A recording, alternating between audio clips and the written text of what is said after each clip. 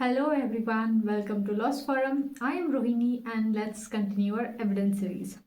तो evidence series में आज का टॉपिक होगा हमारा section 5 of Indian evidence act, जो कि अब बन चुका है सेक्शन 3 ऑफ भारतीय साक्ष्य अधिनियम। तो इसके अंदर में अगर हम देखें कि जो सेक्शन 3 है वो क्या बात करता है। सेक्शन 3 जो है, अगर हम बेयर एक्ट की रीडिंग देखें तो it is evidence may be given of a fact in issue and a relevant fact. तो इसकी एक्सप्लेनेशन पे अगर हम जाए तो एक्सप्लेनेशन क्या कह रहा है कि जो सेक्शन है, दिस सेक्शन मीन्स यहाँ पे सेक्शन 3 की बात कर रहा है बीएसए की।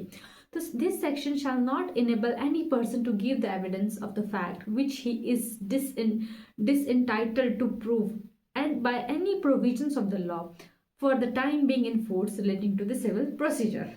Okay, so the question is कि हमने देखा फैक्ट इन इशू क्या है, रेलेवेंट फैक्ट क्या है।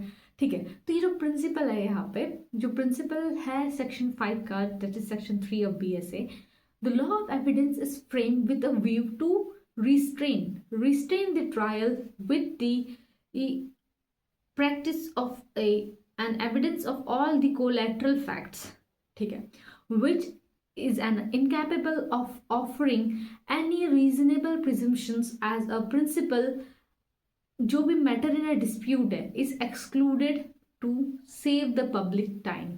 ओके, मतलब कि यहाँ पे कुछ भी ऐसी जो है, जो इररिलेवेंट मैटर अगर कोर्ट में आता है तो यहाँ पे कोर्ट का जो एम है यहाँ पे कि वो रिस्ट्रेन करना चाहता है ट्रायल। और स्पेशली अगर कोई ऐसा मैटर आता है जो कि क्या है, रिलेवेंट ही नहीं है उसके एविडेंस, तो वो जो है उसमें कोर्ट का टाइम वेस्ट ना हो। ठीक है, इसीलिए ये जो सेक्शन है वो रखा गया है, जो कि डील करता है कि रेलेवेंट फैक्ट क्या होंगे, कौन से ऐसे फैक्ट होंगे जो कि रेलेवेंट होंगे कोर्ट ऑफ लॉ में। तो सेक्शन 5 की अगर हम बात करते हैं, ये फॉलो करता है प्रिंसिपल ऑफ एक्सक्लूजन। एक्सक्लूजन क्यों? क्योंकि यहाँ पे जो है सारे के सारे फैक्ट एडमिसिबल या रेलेवेंट है क्या? नहीं, यहाँ पे जो है एक्सक्लूड किया जा रहा है कुछ फैक्ट्स को, ताकि कुछ फैक्ट्स को हम रेलेवेंट बना सकें। Where the facts are specifically declare to be a relevant and are admissible. ठीक है, और जो फैक्ट रिलेवेंट हो गया, एडमिसिबल होंगे, सिर्फ और सिर्फ वही फैक्ट, इसके अलावा नो अदर फैक्ट। सो एविडेंस में be given every fact in issue, तो जो भी फैक्ट इन इशू है उससे रिलेटेड जो भी एविडेंस होंगे वो दिए जाएंगे। Then the other facts which are declare to be a relevant, और कुछ ऐसे फैक्ट जो कि कोर्ट ने बोला है कि let's say okay this are relevant, तो उससे रिलेटेड एविडेंस दिए जाएंगे कोर्ट में। अगर फैक्ट इन इशू की बात करें हम लोग, the principle matter in dispute, तो फैक्ट इन इशू मतलब होता है जो मेन इंपॉर्टेंट जो डिस्प्यूट है हमारा, जिस मैटर पे डिस्प्यूट है हमारा, that is a fact in issue. अब रेलेवेंट मतलब क्या होता है? रेलेवेंट मतलब होता है कोलेटरल फैक्ट्स। एक मेन फैक्ट है, ए ने बी का मर्डर किया, this is the main fact. अब उसके रिलेटेड जो भी कोलेटरल फैक्ट्स होंगे ना, कि इंटेंशन था नहीं था, वेपन क्या था, इंजरी क्या, ये सारे हमारे कोलेटरल फैक्ट्स हो जाएंगे। ठीक है, and they are connected with the facts that they are indirectly tend to prove any fact in the issue, मतलब वो कहीं ना कहीं इनडायरेक्टली हमें हेल्प कर रहे जो मैटर इन डिस्प्यूट है उसे सॉल्व करने के लिए। Okay, next will move to the logical and a legal relevancy क्या होती है। सो जो थियोरी है ना रेलेवेंसी की, is based on the logic of the casual connections between the event. Okay, तो जो है रेलेवेंसी की जो अगर हम बात करें, वो डिपेंड करता है इनके कनेक्शंस, फैक्ट के कनेक्शन के बेसिस पे। रेलेवेंसी का मतलब क्या होता है? अगर कोई चीज लेट्स से कि ये जो पर्टिकुलर फैक्ट है ये रेलेवेंट है, मतलब that a connection of an event और let's say cause and effect relation. ठीक है, इंटेंशन था इसलिए मर्डर किया, ठीक है, ये वेपन की वजह से उसने से उसको स्टैप किया तो ये इंजरी हुई, देख लो कॉज एंड इफेक्ट, राइट। तो जो कनेक्शन ऑफ इवेंट्स होने चाहिए उसका मतलब होता है रेलेवेंसी, रेलेवेंट है कोई चीज। ठीक है, अब जो लीगल रेलेवेंसी की अगर हम बात करें, तो लीगल रेलेवेंसी का मतलब होता है व्हाट इज लीगली एडमिसिबल, तो ऐसी कोई चीज जो लीगली एडमिसिबल हो in the evidence with in the framework of section 5 to 55, जो कि अभी हमारा सेक्शन 3 हो गया है ये। ठीक है, एंड 55 की अगर हम बात करें तो कोई भी जो आपके पास बेयर एक्ट हो उसे लेके बैठना है, और बेयर एक्ट में हम हर बेयर एक्ट के स्टार्टिंग में आपको एक टेबल मिल जाएगा। ठीक है, तो 55 जो है वो अभी हमारा 50 बन चुका है, राइट। तो सेक्शन 3 से 50 के बीच में जो भी उन्होंने लेट्स से फैक्ट्स दिए हुए हैं या फिर जो इंस्टेंसेस दिए हुए हैं, thus the fact which is a logically relevant may not be a legally relevant, मतलब बहुत बार ऐसा होता है ना कि लॉजिक कहता है कि यार कि ऐसी चीज़ें तो ऐसा तो हो ही सकता है, लॉजिकल चीज़ है ये।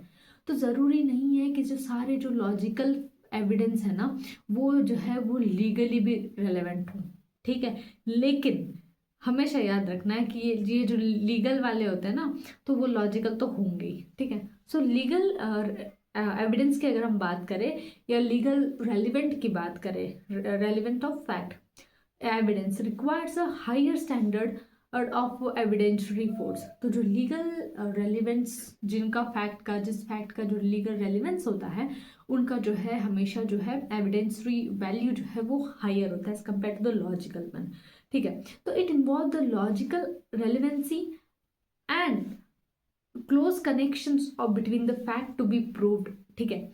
तो अगर आपको जो है कोई भी फैक्ट कोई एविडेंस को रेलिवेंट बनाना है you need to show the connection between the fact and you have to prove कि जो फैक्ट आपने ऑफर करे गए उसे प्रूव भी करना है। Then here what is a legally relevant is a logically relevant but not vice versa. मतलब कोई चीज़ अगर लीगली रेलिवेंट है तो वो लॉजिकली तो रेलिवेंट होगी होगी, लेकिन ये ज़रूरी नहीं है कि कोई लॉजिकली रेलिवेंट हो तो लीगली भी होगी, ठीक है।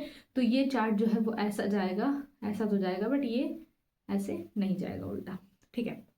तो एक जो है छोटा सा हम लोग डिफरेंस देख लेते हैं कि एडमिसिबिलिटी और रेलेवेंट। कभी कभी क्या होता है ना हम लोग दोनों जो चीज़ें कि एविडेंस एडमिसिबल है रेलेवेंट है इसको इंटरचेंजेबली यूज करते हैं which is not correct actually. Okay, so जो सारे एविडेंस है दैट इज एडमिसिबल। अगर कोई एविडेंस है let's say I have this piece of paper and ऐसे कि ये जो एविडेंस है ये जो है कोर्ट में एडमिसिबल है मतलब वो रेलेवेंट भी है, ठीक है।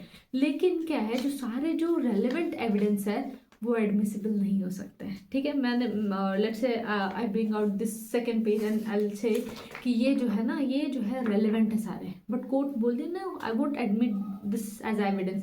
तो ये ज़रूरी नहीं है कि जो सारे रेलेवेंट हो वो एडमिसिबल भी हो, लेकिन अगर एक बार एडमिट हो गया कोर्ट में एडमिसिबल हो गया तो वो रेलेवेंट भी हो जाएगा। ये जो छोटा सा डिफरेंस है, ठीक है, क्लियर रखना है, कोई इसमें कंफ्यूजन सी नहीं रखनी है। Okay, so now will see admissibility and relevance दोनों में क्या डिफरेंस होता है। तो एडमिसिबिलिटी की बात करें तो admissibility of evidence is not based on the logic but strict rule of law, ठीक है। कोई भी एविडेंस को अगर कोर्ट में एडमिसिबल करना है तो उसमें जो है लॉजिक नहीं देखा जाएगा, जो they will follow the rule of law.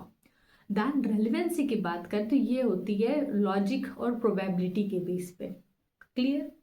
Then second difference की बात करें तो सेकंड डिफरेंस की अगर हम बात करें तो एडमिसिबिलिटी में जो एडमिसिबिलिटी जो है वो उन्होंने डिस्क्राइब किया गया है section 56 of Indian evidence act and इसमें बीएसए में सेक्शन 51 ऑफ बीएसए। रेलिवेंसी की बात करें that is section 3 to 50। Okay, clear. Then we'll move third difference. Declare whether certain type of relevant evidence are admissible or to be excluded। मतलब admissibility में क्या होगा कि यहाँ पे जो है वो कोर्ट बताएगा कि ये पर्टिकुलर चीज़ जो है वो एडमिसिबल है और या तो कोई चीज़ जो है वो पर्टिकुलरली एक्सक्लूडेड है। रेलिवेंसी की बात करें तो डिक्लेयर करते हैं कि क्या जो चीज़ है वो रेलिवेंट है।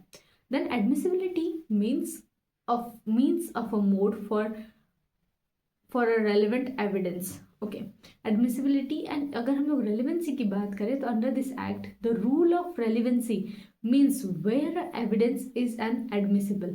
तो जहाँ पे जो एविडेंस है वो क्या होता है एडमिसिबल होंगे, ठीक है। एंड अगर हम रेलिवेंसी की बात होगी और एडमिसिबिलिटी में क्या होंगी कि वो जो है एडमिसिबल तो होंगे साथ ही साथ वो रेलिवेंट भी। Then fact which are admissible are necessarily relevant. तो जो एडमिसिबल हैं they are necessarily a relevant one. Then यहाँ की बात करें तो इट इज़ नॉट ज़रूरी कि भाई कोई जो है विच इज़ नॉट अ रेलिवेंट, ज़रूरी नहीं कि कोई अगर रेलिवेंट हो तो वो एडमिसिबल भी हो, तो ऐसी कोई ज़रूरी नहीं है। तो एक बेसिक हमने डिफरेंस देखा एडमिसिबिलिटी एंड द रेलिवेंट के बीच में। नेक्स्ट जो है सेक्शन 3 हमने जो है कवर कर लिया है। सेक्शन 3 की अगर हम और बात करें तो रेलिवेंसी एंड एडमिसिबिलिटी, ये Ram Bihari Yadav versus state of Bihar, ठीक है।